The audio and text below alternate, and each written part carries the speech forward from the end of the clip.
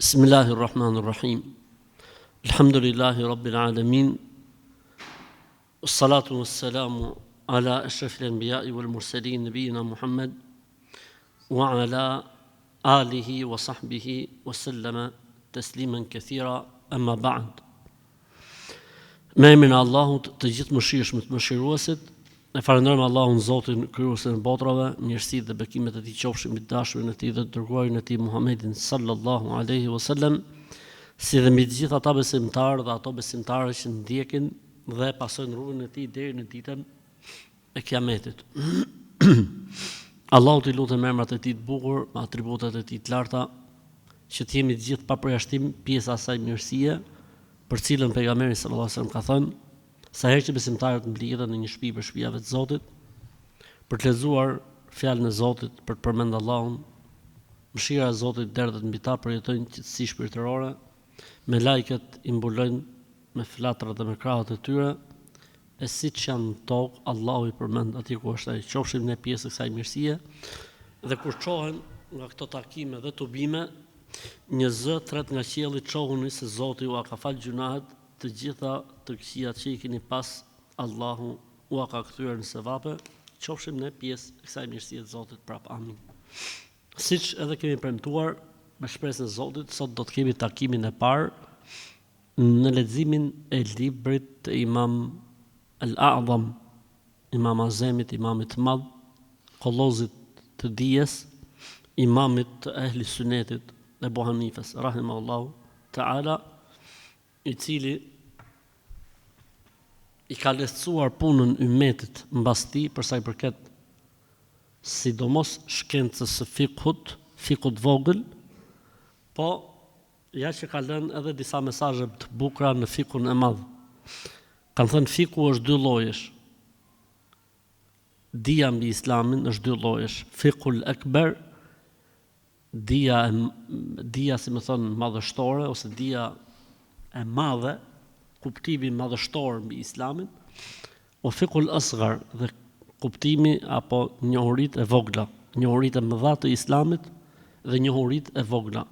Njohuritë e mëdha të Islamit janë njohuri që kanë bën me besimin, me shtyllat e besimit, me botën tjetër dhe çdo gjë që ka të bëjë me doktrinën.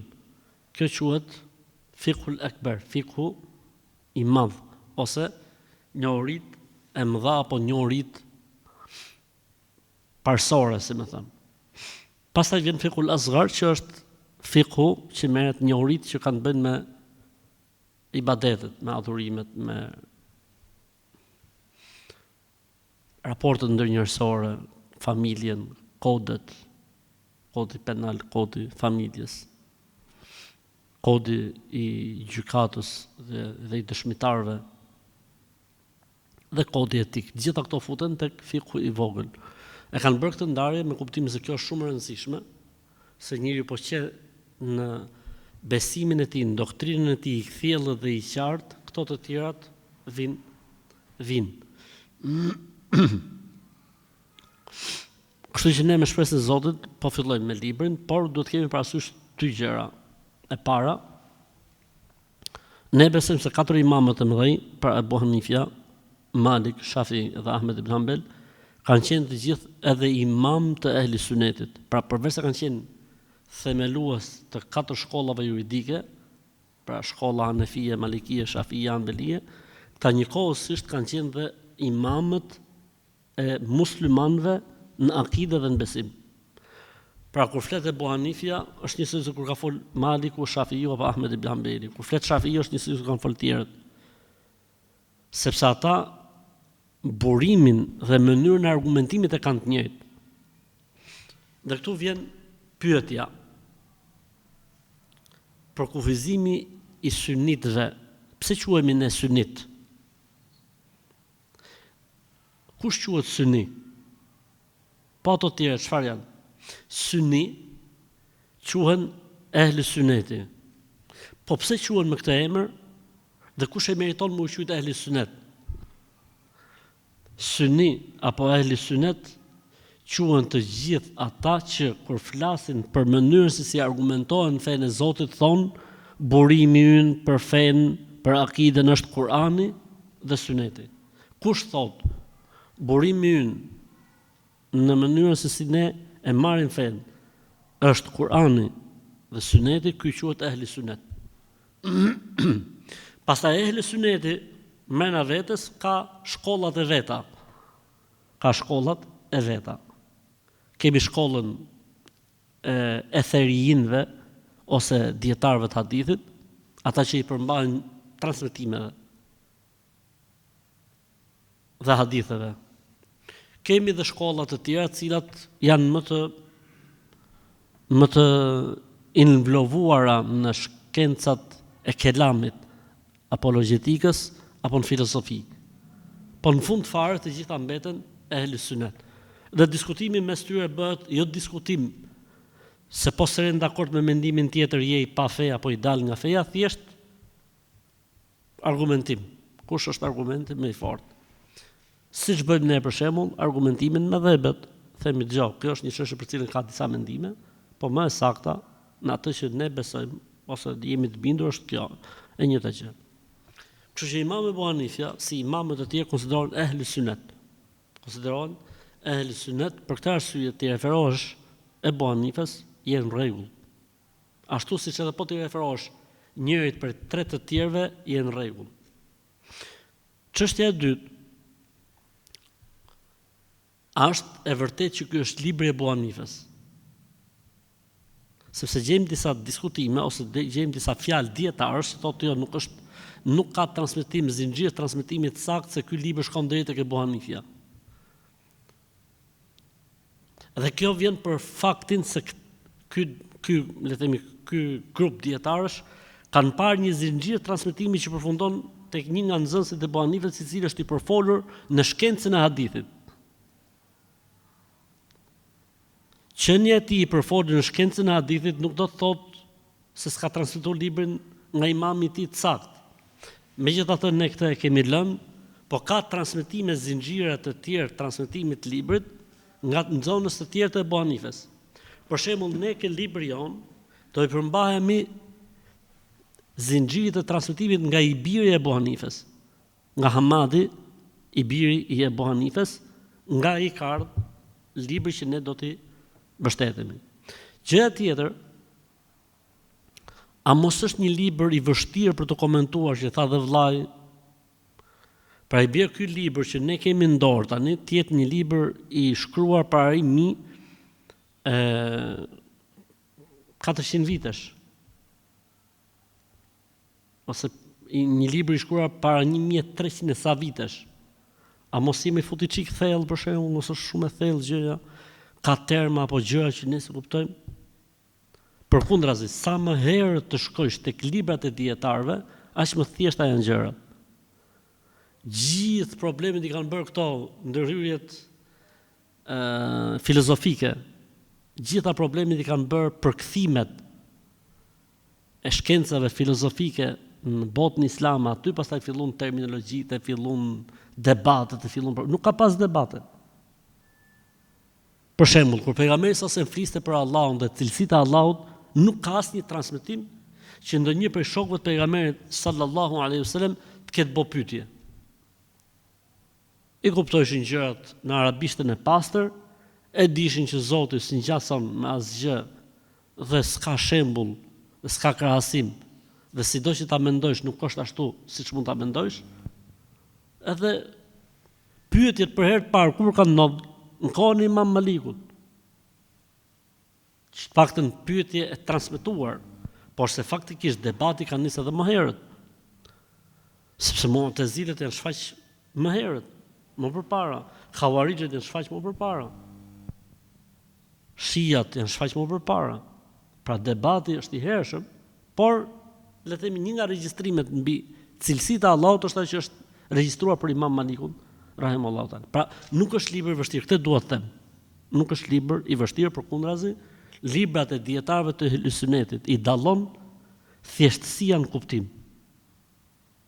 Pra një nga shenjat që kanë librat e dietarëve të Sunetit se janë shumë të thjeshtë për të kuptuar. Nërsa librat e tjerë janë të vështirë, ka shumë filozofi, do ta lexosh 3 herë, 4 herë, 5 herë.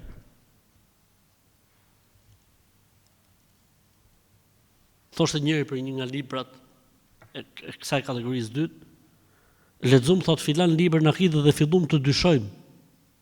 Pra vetëm për ta çuar librin në besim dhe në forcim besimit e çoj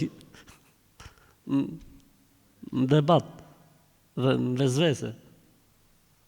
Ndërkohë që gjërat elhamdulillah janë shumë të thjeshta, sepse është në natyrën e Islamit thjeshtësia në të kuptuar, sepse është fe e natyrshmërisë. Është fe e natyrshmërisë, e thjeshtësisë. Për këtë arsye pejgamberi sallallahu alajhi wasallam tregoi se tha nahnu ummetun ummiyatun. Feja është për nivelin më të ulët të shoqërisë pra analfabetet, pra me kuptimin kuptohet dhe nga niveli më i ulët intelektual arsimor i shoqërisë, qofshin njerëzit analfabet. Feja kuptohet ndoshta më mirë mund ta kuptojnë këto se sa të tjerët. Sepse është e thjeshtë. Nuk kanë të shumë ngarkesa, si më thon, analitike apo si më thon, krahasuese kështu me radhë. Tjetra, që është prapë e rëndësishme përpara se të futemi tek libri, është që ne do të i përmbahemi dy komenteve kryesore, sepse komenti mbi librin e Abu Hanifës, komentet janë dhënë shumë. Komentet janë bërë shumë mbi këtë libër. Po unë për veten time jam referuar dy komenteve, që një është libri i dietarit të madh Hanefi Imam Mulla Al-Qari, dhe komentari i dytë është komentari i Sheikh Abdurrahman Al-Khamis, që është një nga dietarët bashkohor, po det në fushën e akaidit, det. Dhe ky dietar këtë komentar ka bërë si risale doktora, kështu e ka bërë si ulumtim shkencor për të marrë gradën e doktoraturës. Pra, domethënë i ka qëndruar, kështu që kemi dy modelet e interpretimit. Kemi modelin e interpretimit të ehli etherit dhe ehli hadithit, dhe kemi modelin tjetër që është Imam Al-Qari, Zoti e mëshiroft. Mirë, inshallah, atëherë ne po fillojmë me librin. Thash, libri është i thjesht, ne do të ndalemi në çdo detaj të librit. Qala al-Imam Abu Hanifata rahimahullahu ta'ala. Imam Abu Hanifja, Allahu e mëshiroft, ka thënë: Aslu tauhid, baza e tauhidit është. Në disa transmetime të librit e ka nisë me Bismillahirrahmanirrahim, Elhamdulillahi Rabbil Alamin, aslu tauhid. Pra, me emrin e Allahut, gjithë mëshiruesit, duke marrë, si më thënë, si model surat e Kuranit dhe letrat që pejgamberi sa se mi shkruante mbretërve kur i ftonte në Islam. Elhamdulillahi Rabbil Alamin, falënderim takon Allahut Zotit botrave, duke marrë si model ajetin e parë të surës El-Fatiha, dhe kështu faktikisht në përgjithësi librat e dietarëve nisin me Bismillah dhe me Elhamdulillahi Rabbil Alamin. Gjejmë edhe wassalatu wassalamu ala Rasulina Muhammed ose pa të. Thot aslu tauhid, baza e njësimit të Zotit, wa ma yasihu al-i'tiqadu alayhi, dhe mbi të cilën ndërtohet vërtetësia e besimit, yajib an yaqul, njeriu duhet thot. Pra që tauhidi i njeriu të jetë i plotësuar, që feja dhe besimi i tij të jetë i saktë, ai duhet të thot dy pika. Do të ndalemi këtu tani. Thot baza e njësimit të fesë, esenca mbi të cilën ndërtohet njësimi i Zotit. Pra Islami njësimin e Zotit e ka pikën më të fortë dhe më të rëndësishme që ekziston. Njësimi i Zotit do të thotë të besosh se Zoti ekziston, të besosh se Zoti është një dhe i vetëm në veprat e tij, të besosh se Zoti është një dhe i vetëm në meritën e veprave të njerëzve dhe të xhinëve, dhe të besosh se Zoti është një dhe i vetëm në emrat dhe në atributet e tij, po më shumë në atributet e tij. Pa e kuptuar njeriu këtë gjë, nuk mund të thuhet se ka realizuar njësimin e Zotit. Pra nuk më thonë që njeriu thotë, "Gjo, edhe unë besoj se Zoti është një, unë jam monoteist." Çdo më thonë Zoti është një. Ekziston pa fillim dhe pa mbarim. Ai është një në atë që bën, pra nuk mund të bëjë askush atë që bën Zoti, kurrë. Dhe është një në atë që meriton nga veprat e robëve të tij. Pra nuk mund t'i dedikohen veprat, adhurimet askujt tjetër përveç tij. Dhe ai është një në emrat dhe në atributet e tij, që do të thotë emrat e Zotit si gëzon ashtu siç i gëzon Zoti askush tjetër, dhe atributet e tij nuk i ka askush tjetër. Ne mund të ngjajmë disa atribute, edhe ne kemi mëshirë për shemb, po s'ka lidhje fare me mëshirën e Allahut. Edhe ne kemi bujari, po s'ka lidhje fare me bujarinë e Allahut. Po edhe ne shikojmë, po s'ka lidhje fare me shikimin e Allahut.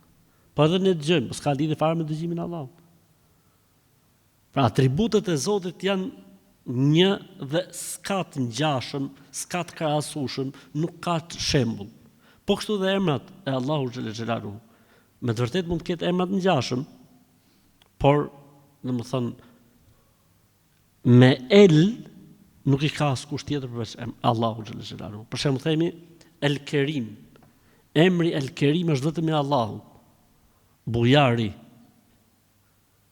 Ndërsa njeriu nuk mund të vesh emrin El Kerim. Njeriu mund ta quajë Kerim, po jo El Kerim. Sepse El Kerim është i shquar në bujari është vetëm një Allahu xhel xhelalu. Të tjerët janë bujar në pasuninë e Zotit, jo në pasuninë e tyre.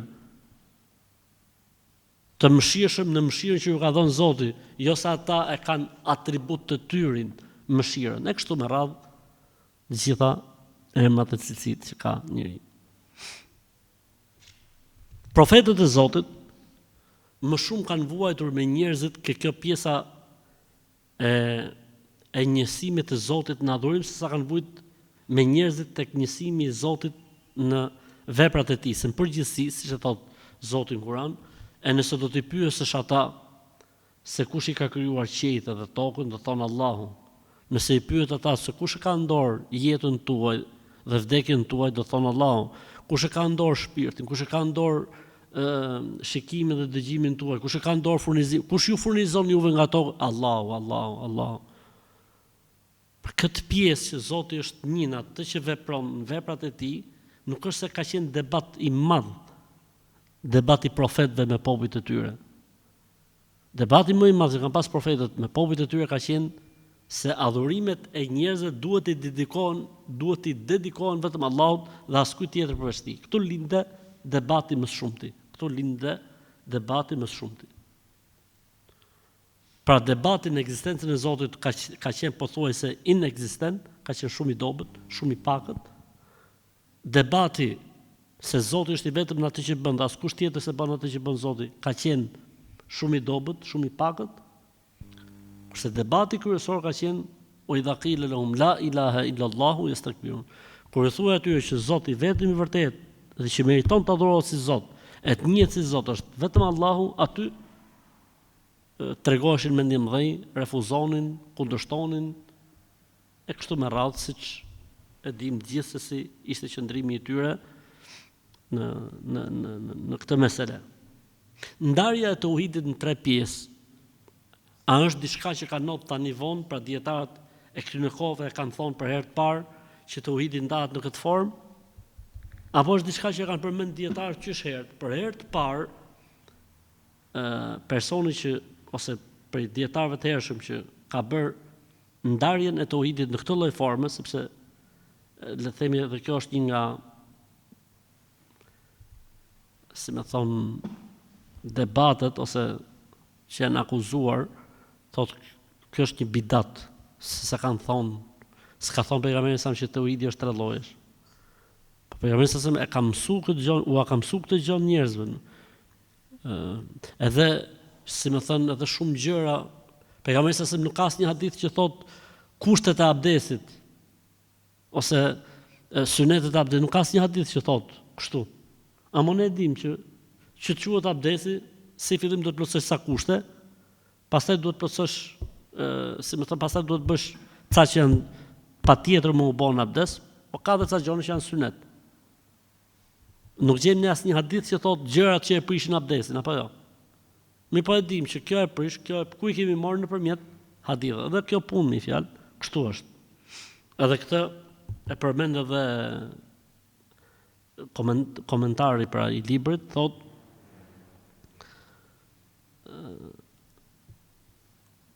njohja e Allahut si fillim dhe si pasojë njeriu obligohet ta njohë Zotin me tauhidin ubudie dhe tauhidin rububie.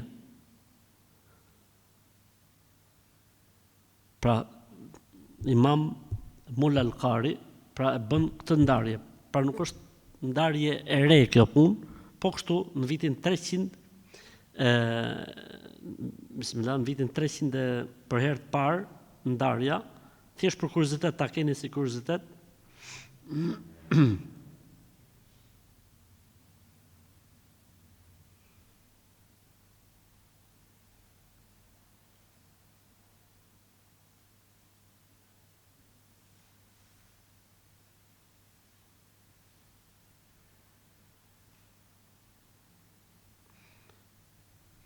E ka përmend Mulla al-Qari këtu, e ka përmend Ibn Abi Izz al-Hanafiu në komentimin e librit, si më thënë, librit Tahawiut, dhe e gjejmë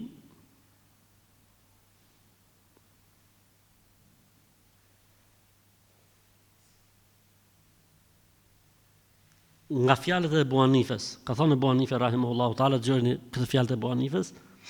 Thot, wallahu yud'a min al-a'la la min al-asfal, لأن الأسفل ليس من وصف الربوبية والألوهية في شيء. Kur njerëzit i luten Allahut, i luten nga lart, dhe nuk i luten Allahut nga poshtë. Se qenia poshtë s'ka të bëj, thot, as me rububien, as me uluhien. Fare, fjala e Ebu Hanifes. Dhe ka thënë në vitin 387 Imam Ebu Abdullah ibn Battah al-Ikbari, i cili ka ndruar jetë pra në vitin 387 të hijretit, kur komenton një nga hadithet thot, وذلك أن أصل الإيمان بالله الذي يجب على الخلق اعتقاده هو إثبات الإيمان به 3 أشياء: أن يعتقد العبد ربانيته ليكون ذلك مباينا لمذهب أهل التعطيل الذين لا يثبتون صانعا، وأن يعتقد وحدانيته ليكون مباينا بذلك مذاهب أهل الشرك الذين أقروا بالصانع وأشركوا معه في العبادة غيره. والثالث أن يعتقده موصوفا بالصفات التي لا يجوز إلا أن يكون موصوفا بها من العلم والقدرة والحكمة وسائر ما وصف به نفسه في كتابه. Tekstualisht, pra flitet për vitin 387 të hijretit, thot, pra Imam Ebu Abdullah ibn Battah al-Ikbari thot, origjina e besimit të cilën duhet ta besojnë të gjithë është të besojnë se imani nuk realizohet vetëm se me besimin Zot, nuk realizohet vetëm se me 3 gjëra. E para, të besojnë në ekzistencën e tij, duke bërë dallimin me ata që e mohojnë. E dyta, të besojë në njëshmërinë e tij në adhurim, duke bërë dallimin mes atyre që i bëjnë shok Zotit, pra atyre që e besojnë, po i bëjnë shok në adhurim, dhe e treta të besojë të gjitha cilësitë, atributet që Zoti ka përmend për veten e tij, duke qenë si për shembull dija, fuqia, urtësia e çdo cilësi tjetër që Allahu ka përmend në librin e tij. Pse e thash këtë? Sepse dikush ka thonë që gjëse kjo lloj ndarje që i bëhet tauhidit nuk ka ekzistuar ndonjëherë. Jo, s'është e vërtetë, nuk është e vërtetë.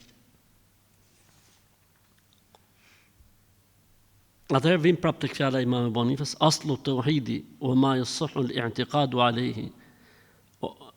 Origjina në njëshmërinë e Zotit dhe baza mbi të cilën ndërtohet besimi i saktë i njeriu është 2 pika. Që njeriu të thotë amantu billahi wa malaikatihi wa kutubihi wa rusulihi wal ba'thi ba'da al maut wal qadari khayrihi wa sharrihi min Allah ta'ala. Kjo ka qenë prej fjalive të para që në kanë pas mësuar të vjetrit. I çik kështu amantu billahi wa malaikatihi wa kutubihi wa rusulihi wal ba'thi ba'da al maut haq ashhadu an la ilaha illallah wa ashhadu anna Muhammadan rasulullah. Faktikisht kjo është nga hadithi i Xhibrilit, e shumë dihet domethënë se nga vjen kjo gjë, po që është e shkruar kështu me i vend bashk nga Imam Ebu Hanifja rahimahullahu ta'ala. Thot imami, baza e njëshmërisë së Zotit dhe baza mbi të cilën ngrihet besimi i saktë është që njeriu të deklarojë dhe të thotë kam besuar Allahun, kam besuar me lajket, kam besuar librat, kam besuar profetët, kam besuar në ringjalljen mas vdekjes dhe kam besuar në paracaktimin e Zotit se e mira dhe e keqja është e shkruar dhe e caktuar nga Allahu i lartë madhëruar. Thot, duhet të deklaroj njeriu këtë gjën. Pra sikur po thot Imam Ebu Hanifja, nuk mjafton që njeriu ta ketë në zemër këtë gjën, por duhet ta thot. Duhet ta deklaroj, sepse imani nuk mund të jetë vetëm diçka që njeriu ka vetë dije të brendshme, por nuk pati dhe deklarim. Në momentin që njeriu e deklaron, do të thotë se ka plotësuar, si më thon atë pjesën e dytë të besimit, që është shprehja me gojë, A duhet thënë patjetër kjo gjëja që njeriu të quhet besimtar? Apo mjafton që njeriu t'i besojë këto gjëra dhe pa e thënë, siç e ka thënë Imam Ebu Hanifja këtu? Nuk është kusht patjetër t'i bashkojë të gjitha bashk, ama të gjitha bashk duhen besuar, se përndryshe nuk quhet njeriu besimtar pa i besuar të gjitha këto bashk. Sikur njeriu të mohojë njërin prej këtyre gjërave, nuk është musliman. Nuk është besimtar, m'fal. Sepse këto quhen ndryshe shurut el iman, kushtet e besimit. Domethënë, duhen plotësuar, duhen realizuar pa që njeriu të quhet besimtar. Dhe Imam Ebu Hanifja thot, po nuk realizoj këto gjëra, thot s'ke gjën të erezi.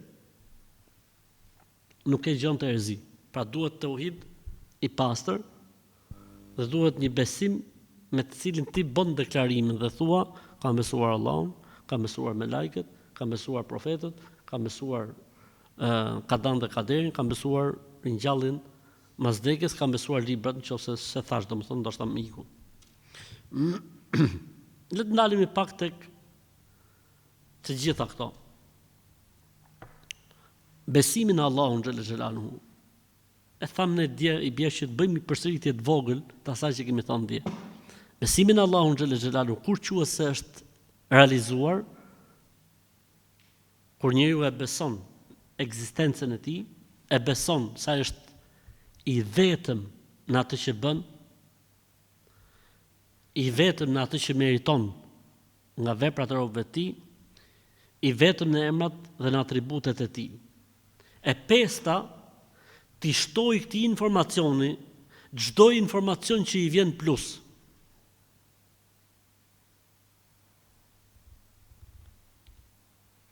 Pra njeriu nuk është i obliguar të di gjithë emrat e Zotit.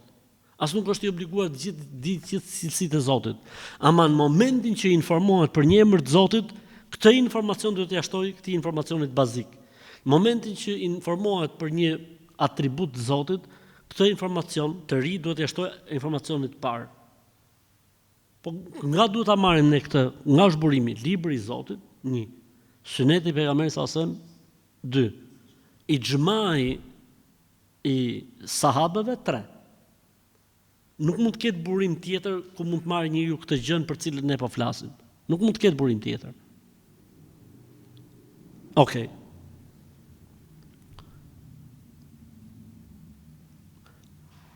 Një njeri që beson Zotin o vëllezër, krahasim me një tjetër që nuk e beson Zotin. A ka benefite në jetë ky njeri në krahasim me këtë tjetrin apo jo? S'ka dyshim që ka shumë anë pozitive, qetësi, rehati, ka kujt i kthehet, ka kujt ja qaj hallin, ka kujt i ankohet, ka me këtë komunikoj, dera e Zotit asnjëherë nuk i mbyllet, mënyra se si e përjeton të mirën është e mesme, mënyra se si e përjeton fatkeqësinë është e mesme, nuk kalon në ekstrem në jetën e tij, sepse e din që ka i Zot i cili e sheh, e dëgjon, i cili është dëshmues i asaj që ai vepron. E si pasojë ndihet mirë, ndihet komod dhe asnjëherë i lën masdore. Për këtë arsye, njëri i cili ka besimin e duhur në Allahun xhel xelaluhu nuk ndihet asnjëherë keq nëse krijesat do ta tradhtojnë apo ta lënë masdore. Pra, njeriu mund të pikëllohet, mund të vi keq, por në fund fare e lidh punën me Zotin xhel xelaluhu. As nuk pret falënderim për njerëzve, as nuk pret shpërblim për njerëzve, se raportin e ka me Zotin xhel xelaluhu. Po kështu dhe mënyra se si i vjen jeta, me të mijat e veta, me të këqijat e veta, me tomlat e veta dhe me të idhtat e saj, ky njeri e lidh me Zotin xhel xelaluhu punën. Po edhe kur ecën në jetë, prapë e lidh me Zotin xhel xelaluhu dhe nuk ja dedikon sukseset e jetës vetes tij. Thot për Zotit, i kam për Allahut. La haula wala quwata illa billah. Besimin me lajket pse e kanë marrë këtë emër? Ose emri Allah, çfarë kuptimi ka? Emri Allah, çfarë kuptimi ka? Janë thonë për kuptimin e emrit Allah 18 kuptime. 18 kuptime. Një nga kuptimet është meritori për të adhuruar, që është në krye të kuptimeve. Një nga kuptimet që është i dashuri. Një nga kuptimet e emrit Allah, pra el ilah, kur thuhet ilah, nuk kupton të dashurin, nuk kupton meritorin për të adhuruar, nuk kupton Zotin, nuk kupton krijuesin, nuk kupton. Pra ka shumë kuptime mrena emri Allah. Dhe se emri Allah është emri që e kanë përdorur të gjithë pejgamberët e Zotit. Është emri i madh i Allahut. Ka thënë pejgamberi sallallahu alajhi wasallam, ndër emrat e Zotit është një emër që quhet emri më i madh dhe madhështor i Zotit, që po ti lutesh Allahut me të, Zotit me të, Allah ta pranon. Vetë Ebu Hanifja, rahimahullahu taala, dhe është transmetuar nga nxënësit e tij, po edhe që është mendimi më i saktë i dietarëve se ky emër i madh i Zotit që pranohet lutja, po ta përmendësh, është emri Allah. Pra nëse ti thu o Allah ose Allahumma, është emri që e kanë përdorur të gjithë pejgamberët e Zotit. Të gjithë pa përjashtim. Pra nuk është një emër i ri i futur në historinë e njerëzimit, po është një emër që e kanë përdorur të gjithë pejgamberët e Zotit. Melek në gjuhë nënkupton ndërlidhsin, nënkupton të dërguarin në gjuhë. Nësa në kuptimin fetar nënkupton krijesat e Allahu xhel xelaluhu të krijuara nga drita. Pra kur quhet njeriu besimtar me lajke, kur beson se ka krijesa të krijuara nga drita, nuri, të cilat ekzistojnë,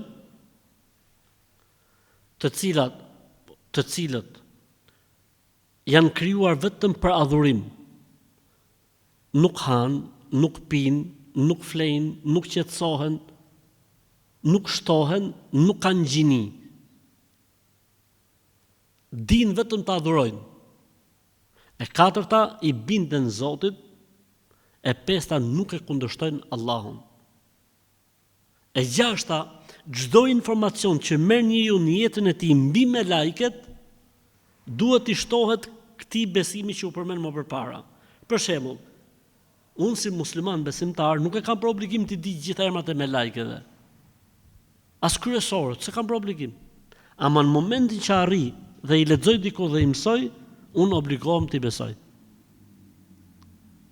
Unë nuk kam për detyrë të di se cila është detyra e Xhibrilit alayhis salam. Ama në momentin që e mësoj, duhet ta besoj. Në momentin që e mohoj, dal nga besimin me lajket e si pasojë del nga besimi fare. Për këtë arsye dhe njeriu do të jetë shumë i kujdesshëm, pra kur merr informacion, në momentin që e merr informacionin, duhet ta pranosh atë.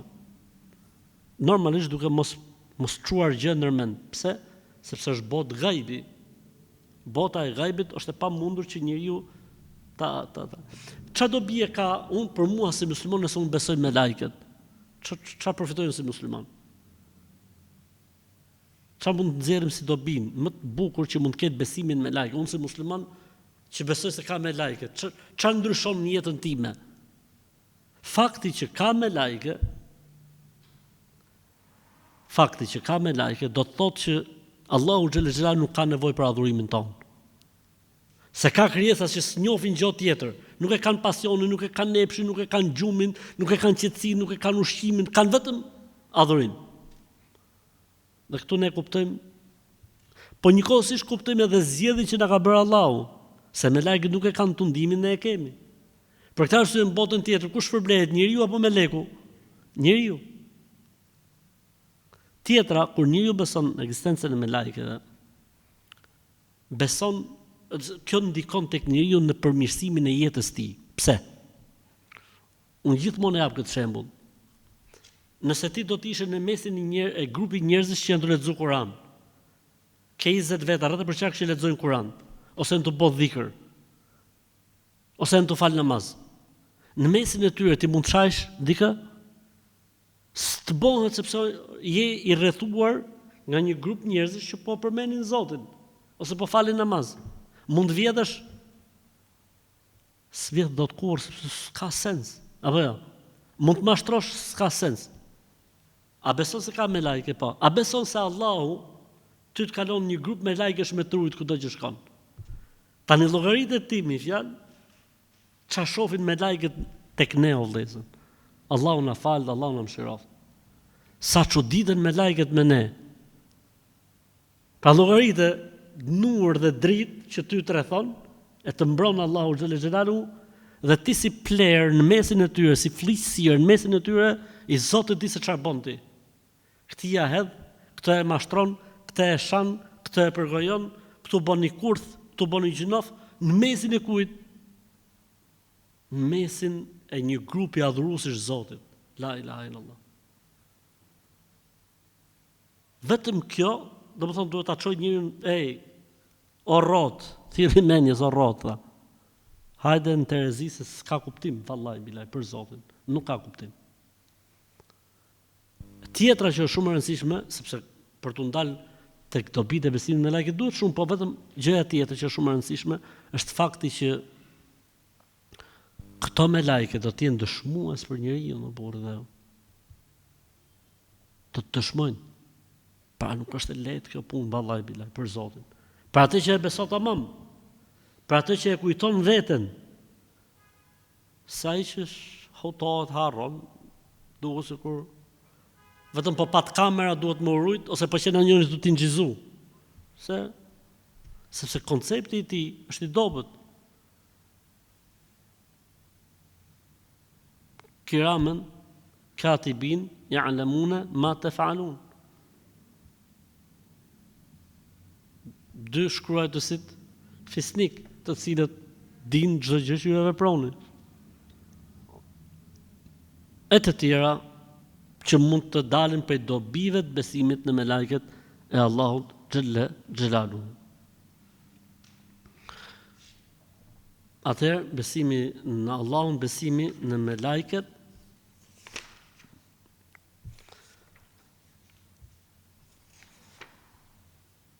besimi në librat e të madhit Zot. Pra Zoti i Madh ka zbrit libra nëpërmjet profetëve.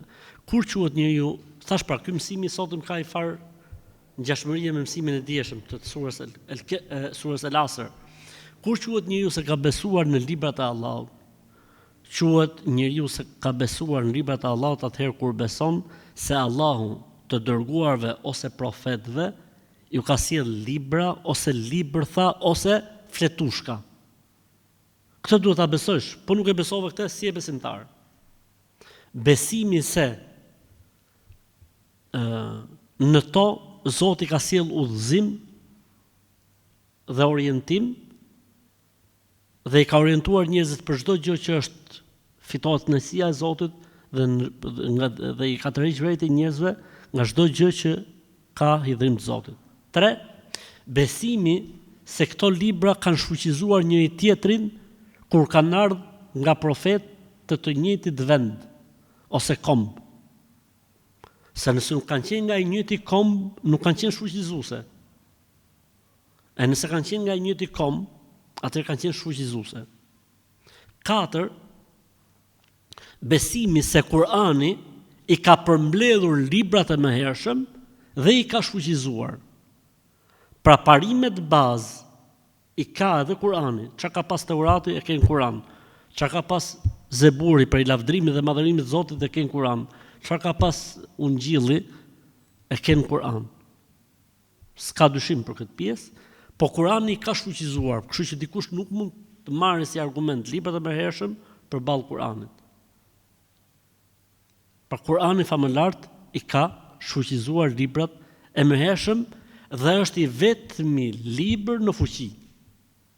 Këtu na del një mesele neve që është a lejohet që një musliman të veprojë me ligjet e profetëve të mëhershëm nëse e vërteton se këtë gjë e ka bërë filan pejgamber, sipas Kuranit ose Sunetit. Apo ne jemi të obliguar nga pejgamberi sa e mbrapa. Këtu ka dy interpretime dietarësh. Dikush thot shar'un men qablana shar'un lana. Ligjet e profetëve para nesh janë ligje dhe për ne. Mjafton ne ta vërtetojmë se ky ligj ka qenë dhe për X profet përpara, vlen si ligje dhe për ne. Ka një mendim tjetër që thotë jo, ne jemi të obliguar nga Muhamedi sallallahu alajhi wasallam e mbrapa. Çka ka thënë pejgamberi sallallahu alajhi wasallam e mbrapa. E më saktë cila është ligjet e profetit përpara nesh janë 3 ligj, 3 llojesh. Ligje që Zoti i ka përmend, po ka treguar se janë shfuqizuar. 1. Me këto spunohet. Ligje që Zoti i ka përmendur ose i dërguari i tij sallallahu alajhi wasallam dhe i ka miratuar edhe profeti jon, me këto punohet se kemi obligim nga pejgamberi sallallahu alajhi wasallam, dhe ligjet të profetëve të mëhershëm që feja jon as nuk i ka miratuar, as nuk i ka mohuar. Këtu është debati më saktë. Dhe më saktë në këtë është që nëse ka ardhur një ligj për profetët e mëhershëm dhe feja jon nuk ka pohuar dhe mohuar, konsiderohet ligj edhe për ne. Fakti që e ka përmend pa e mohuar, do të thotë se është në fuqi akoma. Ulaika alladhina hadahumullah fa bihudahum muqtadi. Ata janë ata të cilët Zoti ka udhëzuar me dritën e tij, me udhëzimin e tij, ec në udhëzimin e tyre. Ec në udhëzimin e tyre, thot Zoti xhelle xhelalu në Kur'an, kështu që nëse vërtetohet me Kur'an apo me hadith dhe pejgamberi sa ka hesht, atë konsiderohet ligj edhe rregull për ne.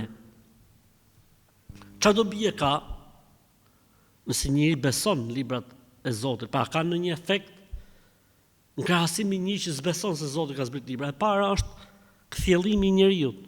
Pse? Allahu ka zbrit manualin tregues se çfarë e bën njeriu të fitojë kënaqësinë e Zotit, çfarë i dhron Zotin, çfarë lejohet, çfarë ndalohet, hallalli, harami, është e sqaruar çdo gjë. Dhe kjo i jep njerëzve çfarë qetësi. S'ka pse të ngjojnë mendimin e këtij apo mendimin e këtij tjetrit, është e sqaruar çdo gjë. Ku? Në Kur'an dhe në hadithet e pejgamberit alayhi salatu wasalam. Pra i jep njerëzve rehati dhe qetësi dhe nuk ka nevojë të bëhen çfarë updatime të përhershme, siç ndodh me ligjin njerëzor, që duhet updateuar, pasa që gabim komplet, X, fusim tjetrin, pasa që gabim komplet, fusim tjetrin e kështu me radhë. Kurse këtu e ke çdo gjë të kopsitur. 1. E dyta, vlerën që ka njeriu te Allahu. Pra Allahu nuk është se krijoi njeriun dhe e la, jo. I solli profet, i solli libër bilës që të kenë ku të orientohen, se nesër profeti do të vdesi. Ku do të referohen njerëzit? Do të referohen tek libri. Dobia tjetër është se ruajtja e librave qiellor, siç është rasti i Kuranit, sepse të tjerët Allahu nuk ka dhënë premtim se do i ruaj. Kurani ka dhënë premtim se do i ruaj. Është një bekim i madh dhe një vlerësim i madh për ummetin e Muhamedit sallallahu alajhi wasallam. Një dobi tjetër është se leximi i librit të Zotit, në rastin tonë Kuranit, është një metodë dhe një formë afrimiteti me Allahun xhallal xhelalu. Nuk ka gjë o vëllezër që mund ta afrojë njeriu me Allahun xhallal xhelalu, siç e afron leximi i Kuranit. S'ka gjë si Kurani, sepse është fjala e Zotit. Pejgamberi sa me përngjasoi Kur'anin në tokë me litar të Zotit. Tha Kur'ani është litari i Zotit në tokë. Hadithi sa. Sa më shumë të merret njeriu me Kur'anin, aq më shumë është i kapur me litarin e Allahut xhalla xhelalu. E mos fol pastaj çfarë ndon ditën e gjykimit, çfarë i thuhet njeriu që ka mësuar Kur'anin apo që e ka lexuar vazhdimisht Kur'anin në botën tjetër, ngjitu se veni do të jetë tek ajeti i fundit që ti ke lexuar në atë botë, pra në dynja. Besimi në profetët e Zotit. Besimi në profetët e Zotit kur realizohet atëherë kur ne besojmë se kanë ekzistuar, se kanë qenë më të mirët. Kjo është shumë e rëndësishme o vëllezër. Nuk mund të jetë një profet zinaqar. Nuk mund të jetë një profet bigjozçi, nuk mund të jetë një profet vrasës, nuk mund të jetë. Besimi në ekzistencën e tyre 1. Besimi se kanë qenë më të mirët dhe më të zgjedhurit e Zotit 2. Besimi se Zoti i ka ruajtur nga mëkatet e mëdha, se kanë qenë edukator. O vëlla, nuk mund të jetë mësues për mua njëri i cili bën një gjuna të madh, nuk mund të jetë edukator. Pra ka drejt populli të rebelohet. Apo jo? Ka drejt të rebelohet. Por po ta shohësh që jeta e pejgamberit sallallahu alajhi wasallam, Allahu ka ruajtur pejgamberin sallallahu alajhi wasallam nga gjunat e mëdha dhe përpara dhe më u bosi pejgamber. Pse? Se koha ka qenë aq e vështirë, sa që ti gjeshin në i gjohë para profecisë do të thosh, po ky deri ja adhuronte. Hajde du kapshëm njerëzit. Si thotë njëri, po pse s'vjen xhamiti? Po se vjen xhamiu sa far vjen ato që kanë gjenë kohën e vetë komunista. Po mirë ka qenë, është pendu ka Allahu xhallahu xhelalu. Ai po vjen xhami. Kush ti s'po vjen? Ai masi iku në verë u bë besimtar, ti masi iku në verë vazhdo ti je komunist. Se komunistët vjen xhami. Po ti thjesht thu, unë jam komunist. Amo ti me veprën tate je njësoj si komunistat. Se vetëm ata s'vin xhami. Kurse këta që vinë xhami e kanë heqë emrin nga vetja e tyre, e kanë heqë titullin nga vetja e tyre. Pra Allahu i ka ruajt pejgamberin sallallahu alajhi wasallam edhe para se më u bë profet. I herë tentoi pejgamberi sallallahu alajhi wasallam të shkojë ndasëm para se më qenë profet e zunë i gjumi. I herë tentoi të heqte atë izarin nga poshtë e bickoi meleku. Ma vonë ka sqaruar që ishte melek, pa në atë moment nuk e dite. Hongri të bicku më të fortë, shtrëngoi më fort. Pra, pse në mënyrë që mos të ketë dikush ku të kapet. E katërta apo e pesta është se profetët nuk kanë qenë femra. Dhe këtu thotë, për çet keq që ka, o zotni. Allahu i ka sjell meshkuj dhe burra sepse duhet ishin lider dhe udhëheqës. E femra ka disa pozicione në jetë që nuk mund të jetë e tillë. Si në mënyrën që e ka kriju Allahu xhelle xhelaluhu, po edhe obligimet dhe detyrat që ka në jetë. Pra për shembull të ishte një profete që i ka dhënë Zoti 15 fëmijë për shembull. Ose 10 fëmijë, ose 8 fëmijë. Me çfarë do merrte me kalamajt e vet apo do merrte me botën? Po mirë kur i vjen ajo koha që është me ato të vetat femra, si ta bëjte? Si do udhëhiqte, si do të lexojte librin e shenjtë tjerë gjëra që Zoti i ka kalu ca gjë, edhe në jetën tonë të përditshme. Janë disa profesione që 93% e atyre që i ushtrojnë këto profesione janë meshkuj. Pse se po kështu është puna, po kështu funksionon gjëja. Shif ushtrinë, shif policinë, shif ndërtimin. E shumë gjëra të tjera me fjalë, që ka nda Zoti këtë punë. Nuk është këtu, domethënë, si më thënë, përbuzje ndaj, absolutisht s'ka lidhje me përbuzjen kjo punë. Përkundrazi ne themi që femra është një sure në Kur'an, En-Nisa, s'ka në Kur'an sure për burrat. Pa mor gratë janë përmend në Kur'an, kapitull në vete, e të tjera argumente që tregojnë se si Islami ka vlerësuar femrën. Burra. Pika tjetër është profetët janë shfuqizuar me ardhin e profetit Muhammed a.s. dhe nuk quhet vetëm se pasimi i tij sallallahu alaihi wasallam. Kaq nëse njeriu beson në raport me profetët është në rregull. Dhe në momentin që merr informacion për emrat e tyre, për vendet ku kanë jetuar, për kohët ku kanë jetuar, atëherë duhet ta shtoj këtë dije mbi dijen e tij bazike. Kjo vlen edhe për librat, a? Pra, edhe për librat, në momentin që unë besoj se Zoti ka zbrit libra, në këto libra ka pas dritë, udhëzim, këto libra kanë qenë, si më thon, orientim për popujt se çfarë i çon tek Zoti, çfarë e kënaq Zotin, çfarë i dhon Allahu xhelaluhu. Nëse këta libra janë shfuqizuar me ardhin e Kuranit, vetëm Kurani është në fuqi. Ky është bazik. Në momentin që unë marr informacion, për shembull, është një libër që ka zbrit Zoti quhet Teurat, duhet ta fus këtu ke ky informacioni. Ne e kemi shkruar në Teurat, ne e kemi shkruar në Zebur, thot Zoti në Kur'an.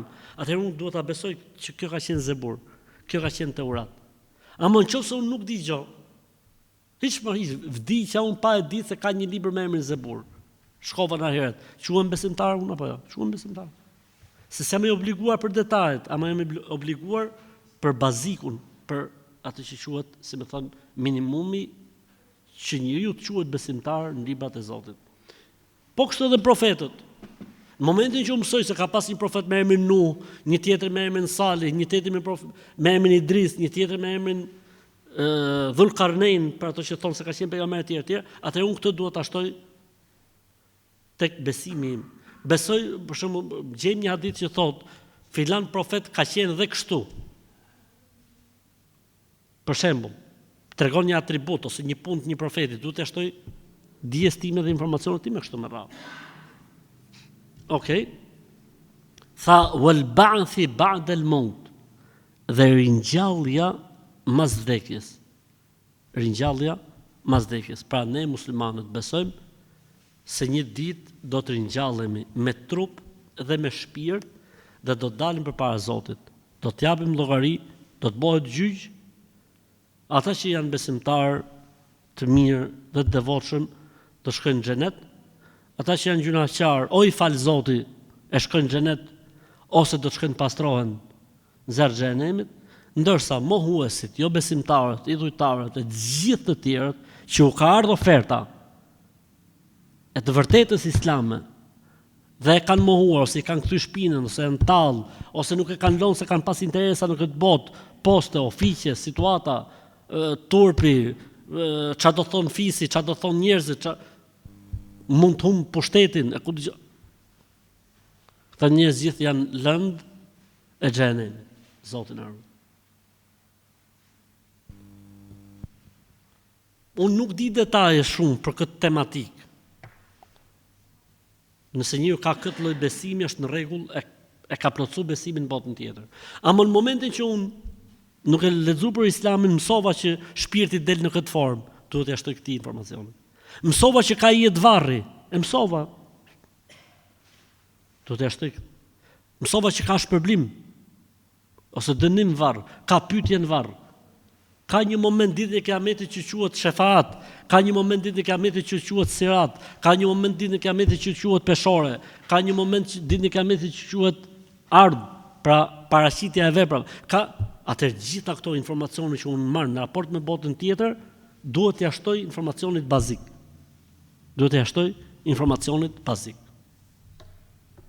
Çfarë do bie ka nëse njeriu beson në profetët e Zotit, që mos na humbi si pikë. Pra ku është çfarë benefiti ka njëri i cili beson se ka pas profet dhe një tjetër që s'beson?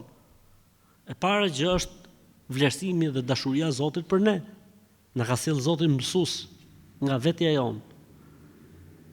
Njësoj si ne, me ndjesi, me logjik, me arsye, me gjak, me mish, ka jetu si ne, i ka përjetu gjërat si ne, e kështu me radhë, në mënyrë që të jetë mësues. Kjo tregon vlerësimin e kujt?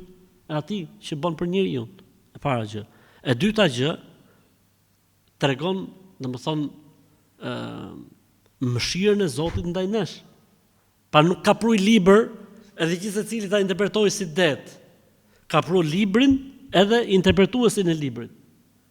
Në mënyrë që njerëzit të jenë të kthjellët, se kur thuhet kështu ka këtë qëllim, se profeti ka vepruar kështu. Kur thot Zoti eqimus sala, falni namazin rregullisht, kush mund ta ketë kuptuar më së miri këtë ajet kuranor? Pejgamberi alayhis salam.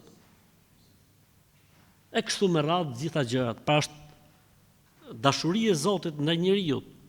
Tjetra gjë që ka dobi, domethënë është fakti që sprova e profetëve duhet të jetë ngushëllim për çdo njerin.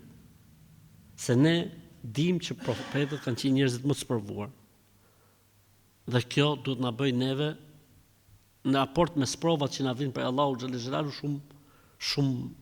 shumë kujdesshëm, shumë mirëpritës, jo me i kërku sprovat, po edhe me kërku që mos më na ndodh. I mençmi nuk është ai që kërkon sprovat, thotë o Zot më sprovo, se imani im është në kulm. Po edhe mos më i thon Zotit mos më sprovo, dhe kjo s'lejohet. Po çfarë duhet më thon? O Zot, mos na hidh sabajin. O Zot, mos na sprovon fe dhe në besim, që me hum fen dhe besimin. Se për ndryshe nuk shpëton njëri prej sprovave, as pejgamberët e Zotit nuk kanë shpëtuar prej sprovave. Çfarë do bie ka fakti që një njeri beson se ka ringjallje dhe botë tjetër. Po normalisht Allah nuk mund të jetë pasha Allahun që nuk ka Zot tjetër vështi, nuk mund të jetë jeta e njeriu që beson se i ditë do të ringjallet, do të dalë prapë para Zotit dhe ka një jetë tjetër mbas kësaj, njësoj me njëri i cili mendon se vdekja është funi i gjithçkaje. Vallahi, pasha Zotin nuk mund të jetë jeta e këtij njësoj si jeta e këtij, nuk mund të jenë njësoj. Janë dy jetë krejt ndryshme. Besimtari e sheh vdekjen si një derë që kalon nga një botë në një botë tjetër. Siç kemi kaluar nga bota e shpirtrave në këtë botë, nga barku i nonës kemi dalë këtu, do të kalojmë nga toka në barkun e tokës. Nga barku i tokës do të dalim prapë. Nuk është këtu gjithçka, nuk është vlerësimi dhe zhvlerësimi këtu. Nuk mbaron gjithçka këtu, këtu e përkohësisht. Këtu mund vlerësohesh shumë edhe pse ke Zoti je i pavlerë. Dhe mund të jesh shumë i pavlerë edhe pse ke Zoti mund të kesh vlerë. Sepse nuk është këtu bota e shpërblimit. Bota e shpërblimit është matan, atje tutje. Mund vi njeriu tek Zoti ditën e Kiametit, i bëshëm, i madh, i fuqishëm, s'ka vlerë fare, s'peshon asgjë, dhe mund vi dikush i marrum, kret halle dhe siklete, peshon tek Allahu sa mali udit, siç ishte rasti i këmbëve të Abdullah ibn Mesudit radhiyallahu ta'ala anhu. Kjo është më e rëndësishme o vëllezër. Merr kuptim jeta e kësaj bote. Çdo gjë në jetën e kësaj bote, kur njeriu mendon se ka botë tjetër, kur njeriu mendon se ka ringjallje, kur njeriu mendon se do të japim llogari përpara Zotit, çdo gjë në këtë botë merr kuptim. Përndryshe vallahi billahi, për Zotin e madh, nuk ka gjë që merr kuptim në këtë botë. Qa do të ndalon të vllajim një njëri nga e keqja? Qa do të ndalon? I ke parti njerëzit cilët arrin të shpëtojnë ligjit sa të zeza bëjnë? Pse? Sepse ai është i bindur që ligji nuk e kap. si pasoj, ti çuditesh kur ngjan lajmet. Çfarë bëhet? Sepse ai ka menuar një moment tjetës ti se mund të jeti pa kapshëm nga ligji. Mund t'i bëj hile, mund t'i shpëtojë dhe mund t'i hedhë. Kurse besimtari kur nuk e menon këtë gjë. Besimtari di që po se pan njerëzit, po se kapi ligji, po se kapi kamera, është Allahu xhel xelalu. Si shpëton dot Zoti. Nuk i shpëton dot Allahu xhel xelalu dhe besimtari kështu i bën llogaritë e tij. I menon çdo gjë si do të dalë përpara Zotit. Mirë më vëllaja hodhet, po Zoti ç'do i thosh? E bona se desha jetë më të mirë. Po nuk është puna jetës këtu. Tu bëhet fjalë, po bëhet nami, o shok. Tu po bëhet kërdia. Është smundje kjo, nuk është problem i disa individëve. Është problem masiv vallahi bilaj. E gjën tjetrin ku t'i jepet mundësia ke puna me bë diçka Allah. Kur ky që është në një pozicion koti fare, kur jepet mundësia me bë gunga e me bë gropa s'tfal. Po t'jetë ministra e unë. Po çfarë thotë më vëlla? Ta jep Shqipnin me qera me për Zotin. 99 vjet. E jep me qera gjithë Shqipnin, pasha Allahun. Ky që i bën hile pronarit për 10 euro, për 10.000 lek? Vjedhte, tha, për i rast të tregoj njoni, vjedhte letrat e banjos o vlla. A vjedhte robi letrat e banjos o vlla? A bëhet robi zengjin me letrat e banjos? Vjedhte në punë letrat e banjos. Ose vjedhte në punë, tha, atë shampun e durve o vlla. Në llogaritë tjetë kjo femër tjetë ministre e shëndetësisë, të keqen lali. O të keqen çfarë not me tendrat e çfarë me not. E shambaja e durve o vlla. E mos me fol pastaj pse se është ky problemi i besimit në ringjallje dhe i besimit daljes përpara Zotit.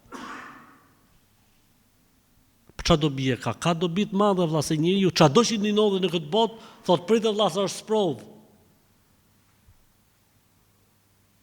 Inshallah Zoti me këtë po mpastron.